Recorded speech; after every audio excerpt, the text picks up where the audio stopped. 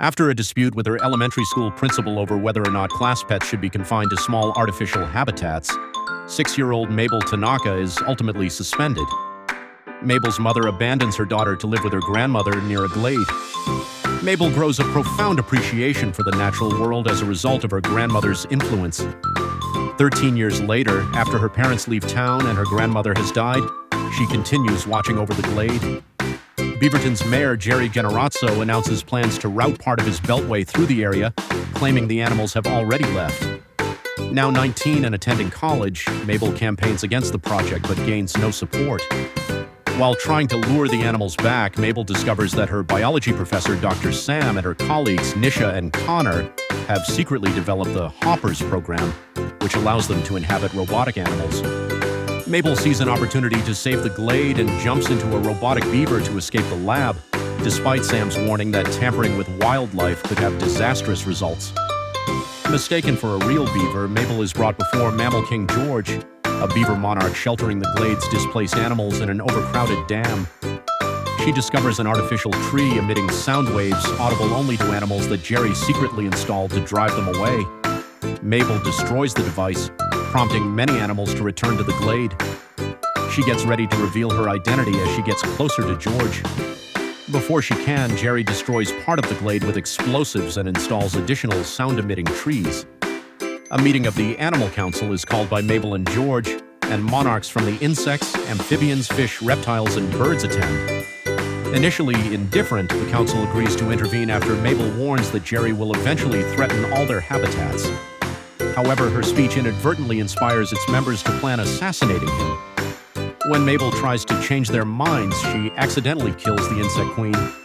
She and George flee while the animals destroy the robotic bodies Nisha and Connor used to spy on the meeting, exposing the humans' deception. The insect prince, Titus, crowns himself king and takes control of the council. Initially upset with Mabel, George forgives her and agrees to help protect Jerry. Joined by Loaf the beaver, Tom the lizard, and Ellen the bear, the group locates Jerry and forces him to drive to the glade in hopes of stopping the Beltway project. Seagulls working for the council attempt to kill him by dropping a shark named Diane onto his car. Although they escape, Jerry refuses to abandon the project. Frustrated, Mabel reveals their location to both the council and the scientists, who arrive and disconnect her from the robotic beaver, causing her to faint. Mabel awakens to find the council has taken everyone hostage and forced the scientists to build a robotic clone of Jerry for Titus to inhabit. Titus plans to impersonate the mayor and use the sound trees to massacre the humans attending Jerry's re-election rally at the glade. Before leaving, Titus accuses Mabel of being exactly like Jerry, pointing out her actions of stealing the technology and lying and using the animals for her own desires, while Jerry calls Mabel out for causing the animals to try and kill the humans. Realizing her desire to save the glade clouded her judgment and caused more harm than good, Mabel chooses to patch things up with Jerry, who reluctantly hops into the robotic beaver to help them escape. At the rally, Mabel attempts to reason with Titus, but he refuses to abandon his plan. Jerry, the animals, and the scientists try to unhop him, but the effort fails and destroys the robotic beaver. During the struggle, Mabel knocks Jerry's phone onto a sound tree and climbs it to retrieve it.